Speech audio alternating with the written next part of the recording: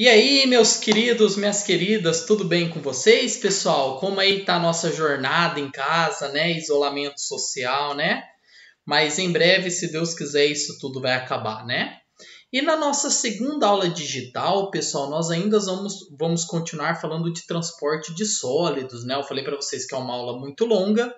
Na primeira aula, não sei se vocês estão lembrados, a gente falou um pouco da importância dos transportadores e dispositivos transportadores de sólidos. E nós terminamos a aula falando dos tipos de dispositivos transportadores que existem. E o primeiro que a gente vai falar hoje são os transportadores de correia, tudo bem? Esses são o principal que a gente vai falar hoje. Mas antes de falar, nada melhor do que a gente assistir um vídeo do que é um transportador de correia, porque depois que a gente assiste um vídeo do que é o transportador de correia, fica mais fácil de imaginar o que é a hora que eu for falar da parte mais específica do equipamento, do transportador, tudo bem?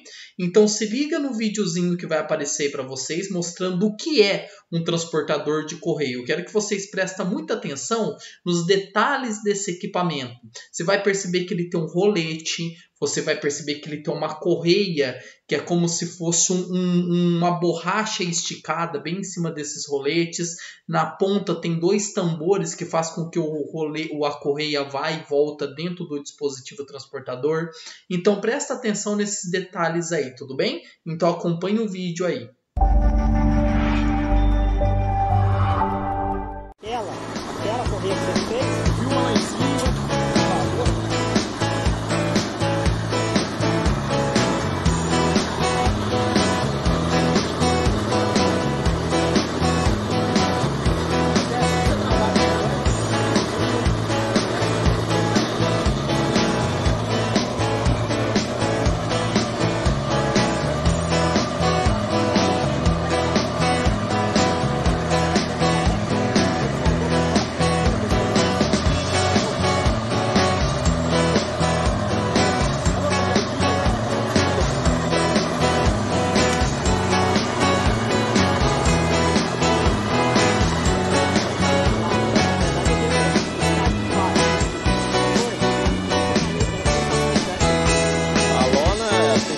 Aí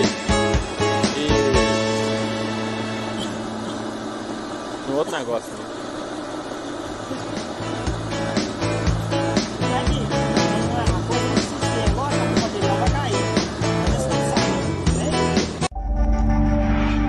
Muito bem, então, pessoal, o que você acabou de ver nesse vídeo aí é um transportador de correia, tudo bem? Agora que você já tem uma noção do que seria, eu vou falar de algumas partes importantes que deve se conter, né, na composição desse dispositivo transportador, tudo bem? Então a gente vai falar aqui, ó. Os transportadores de correia são muito utilizados para o transporte de materiais sólidos dentro da indústria devido ao seu baixo custo, construção compacta e excelente desempenho funcional. Perceba, pessoal, que naquele vídeo o pessoal estava utilizando dentro de uma construção civil, tá? Então, eles para transportar farelo, grão, pedra, ele é muito útil porque ele é baixo custo, porque ele é formado de roletes, um tambor e uma correia, como se fosse um pano de borracha ali em cima, e um motor. Então, como ele não é tão caro e ele não é utilizado para transportar longas distâncias, então ela é bem aceita dentro do ambiente industrial, tá? Principalmente pelo seu excelente desempenho funcional. Então ele tem uma aplicabilidade funcional muito grande. Tudo bem? São compostos de uma correia sem fim que trabalha sob o efeito da força de atrito. Então perceba, pessoal, que lá naquele vídeo que nós assistimos, a correia, né, ela ia no final de um tambor e voltava, final de um tambor e voltava.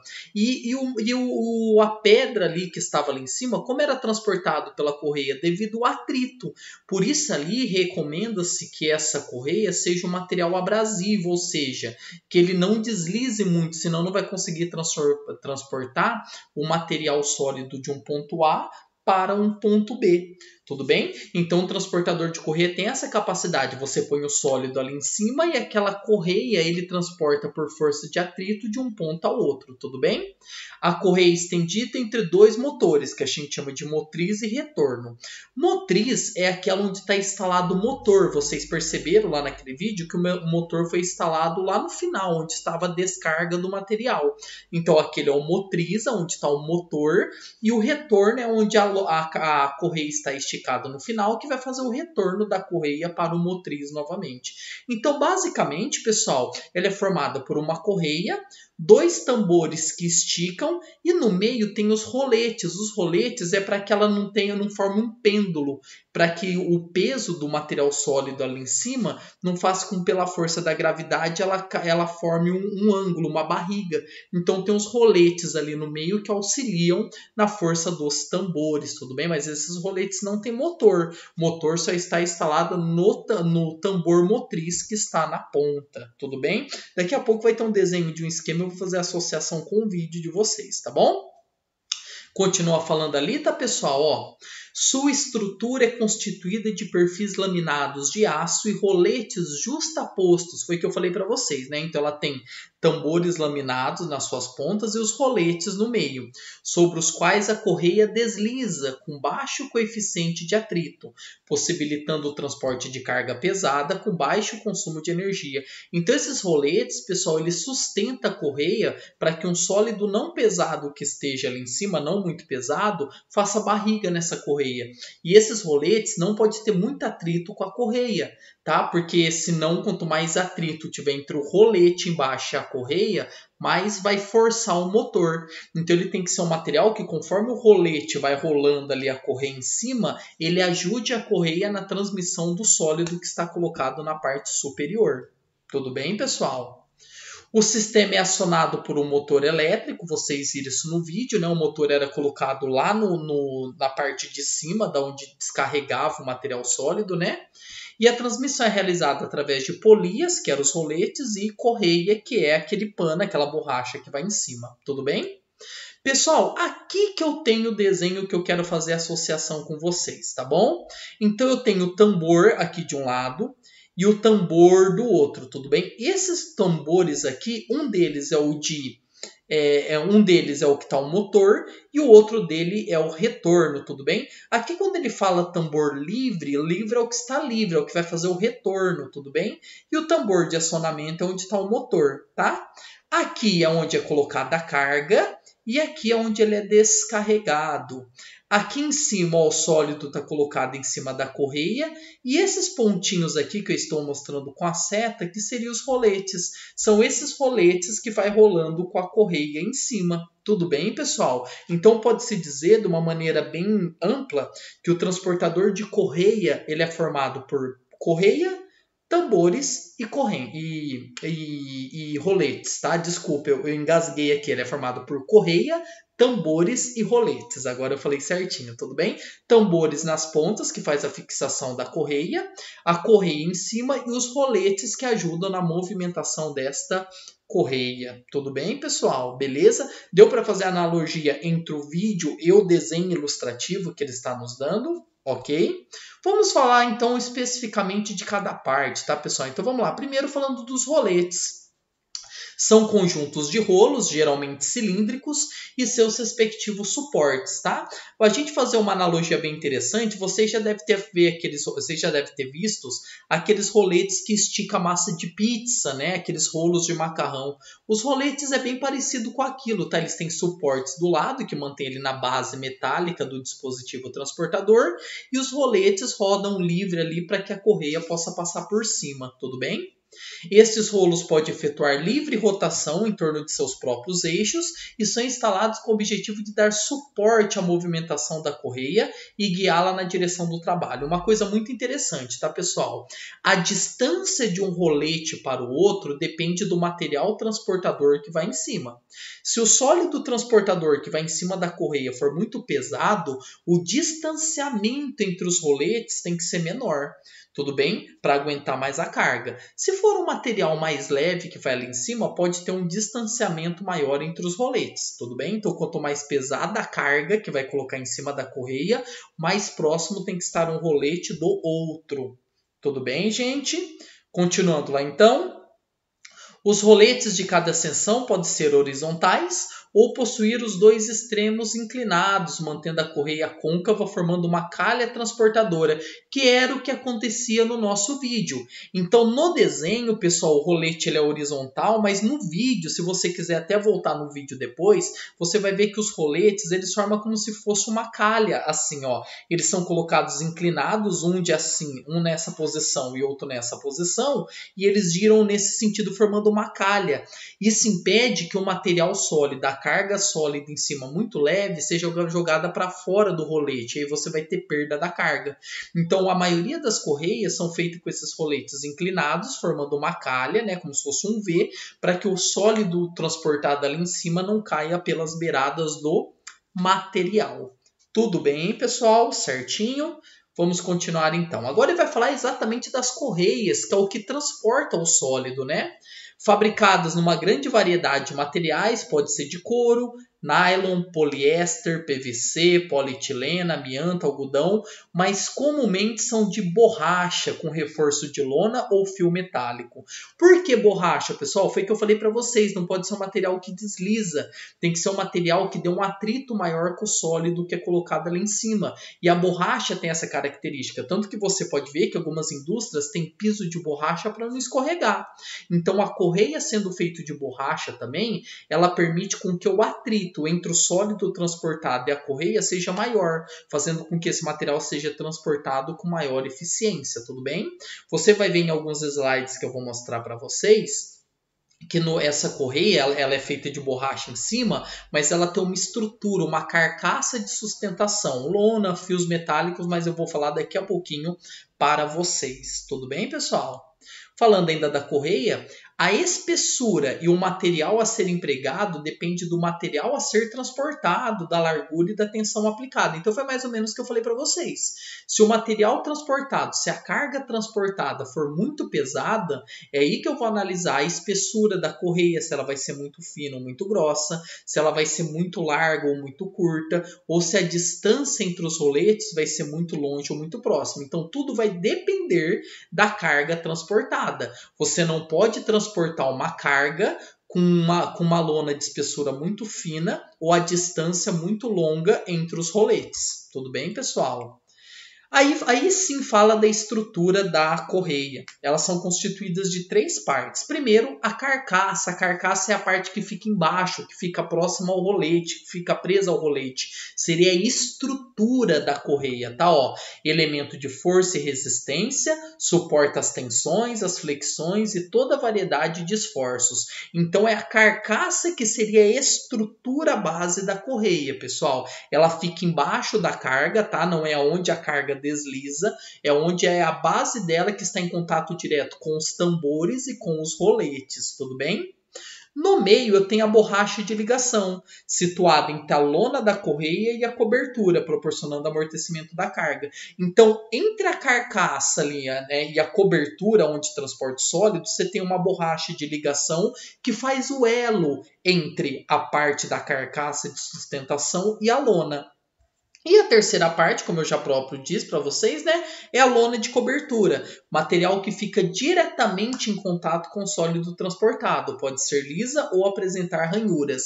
Na grande maioria dos casos, pessoal, ela tem ranhuras para facilitar o atrito, ou se ela for lisa, é feito de um material que não desliza muito fácil, tá? Que seja um pouco mais abrasivo.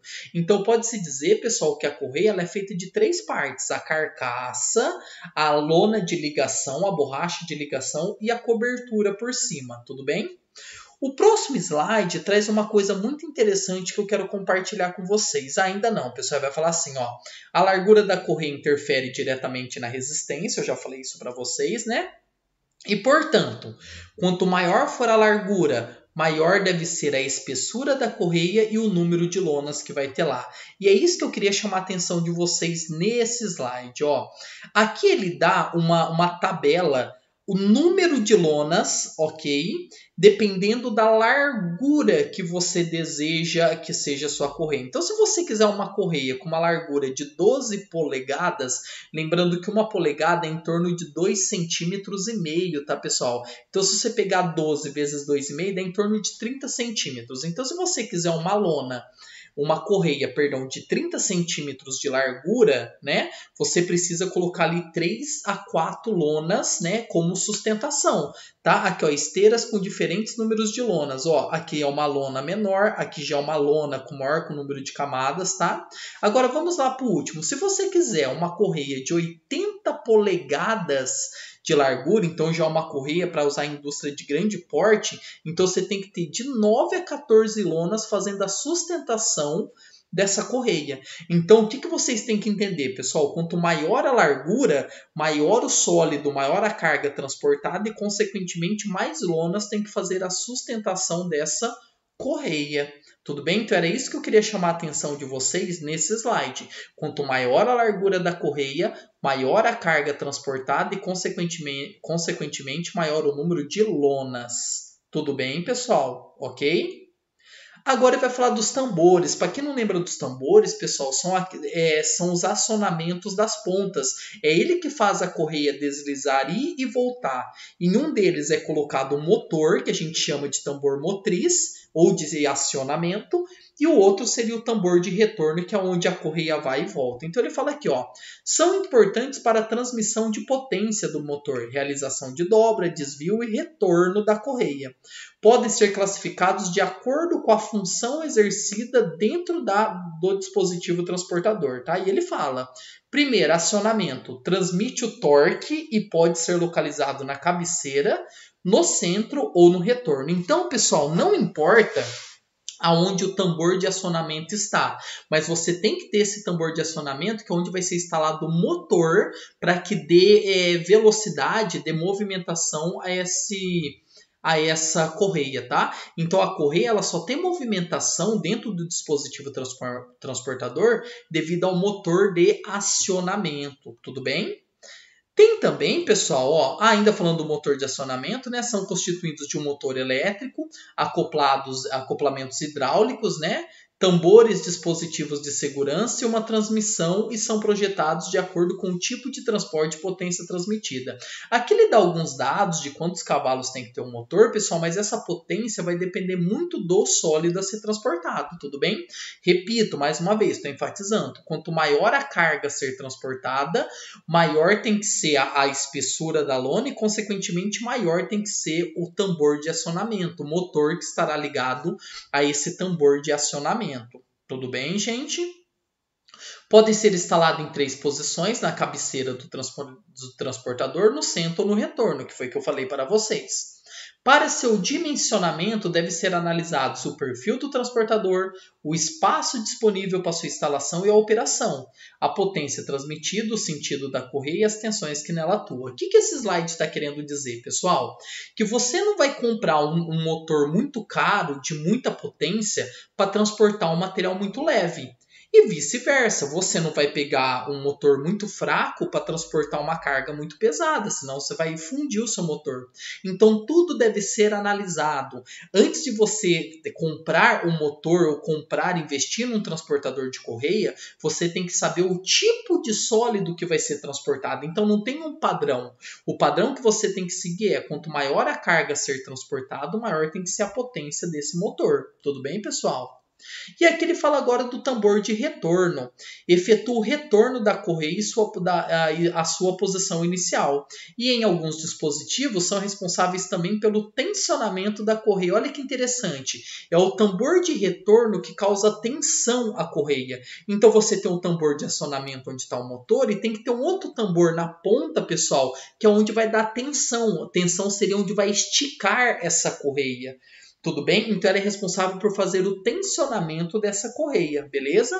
Localizam-se na extremidade oposta ao terminal de descarga. Então o que ele está querendo dizer? Que aonde tiver o tambor de acionamento, onde tiver o motor, o tambor de retorno tem que estar do outro lado, sempre lado oposto ao tambor de acionamento. Tudo bem, pessoal? Aqui ele mostra dois desenhos muito interessantes. Ele fala que o A é o tambor de acionamento e o B é o tambor de retorno, pessoal. Por que o de acionamento tem essas ranhuras? Porque aqui que vai estar, aqui é onde a correia dá tensão. Então eu preciso no tambor de acionamento, onde está instalado o motor, é ele que vai fazer o movimento da correia, ele tem que ter essas ranhuras aonde vai gerar um atrito maior entre a correia e o tambor para que ele seja tracionado para fazer a correia movimentar. Perceba que no motor de retorno eu já não preciso dessas ranhuras, porque a função dela é só fazer com que a correia deslize até a outra ponta e também fazer o tensionamento dessa correia, tá? Prender ela do outro lado. Então eu não preciso dessas ranhuras aqui, porque não está instalado o motor na de retorno, o motor está na de acionamento. Tudo bem, pessoal? Certinho? Esticador, pessoal. Utilizado para manter a tensão ideal para o funcionamento do transportador. Isso é muito usado, pessoal, em transportadores de correia muito longo. Então você tem que ter um esticador que vai ajudar o tambor de retorno a fazer o tensionamento da correia. Tudo bem? E também tem um encosto utilizado para aumentar o ângulo de contato com o tambor de acionamento. Esse encosto aqui, pessoal, ele ajuda o tambor onde está localizado o motor, tá? A fazer o transporte da correia, tá? Esse encosto e esse esticador, pessoal, eles aparecem mais em transportadores de correia de longas distâncias. Em de pequenas distâncias é apenas o tambor de acionamento e o tambor de retorno. Tudo bem? Que foi aqueles dois exemplos que eu mostrei para vocês. Tudo bem, gente? Terminando já a nossa aula, tudo bem, pessoal? A nossa aula não vai ser muito comprida, que nessa aula eu vou falar só do transportador de correia. Ele vai falar um pouquinho do dimensionamento desse transportador. Então ele fala assim, ó, o dimensionamento de uma correia transportadora pode começar com a investigação do material a ser transportado. Então, repito, pessoal, primeiro de tudo você tem que analisar o que vai ser transportado, para depois perceber quantos tambores irão, se vai precisar de um encosto, se vai precisar de outros tipos, de uma quantidade maior de roletes, para você saber a espessura da tua lona, para saber quantas lonas serão necessárias para fazer a base da sua correia, tudo bem? A massa específica aparente é um fator importante e precisa ter um valor confiável. O que ele está querendo dizer? Cada material a ser transportado tem sua massa específica. A massa específica, pessoal, é a relação entre a massa e o volume de um objeto maciço. É como se fosse a densidade, mas é de um objeto maciço. O que isso significa, pessoal? Que você analisando a massa específica dele, você consegue dimensionar como será esse seu dispositivo transportador. Tipo assim, vamos supor que você vai transportar chumbo e transportar pena. A massa específica do chumbo é bem maior que a massa específica da pena.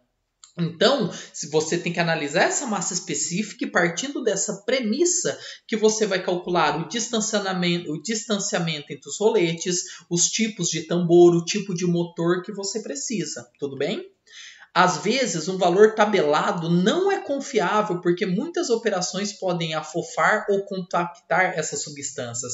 Geralmente, pessoal, tem algumas tabelas que ajudam nesse dimensionamento, mas não é confiável. Por quê?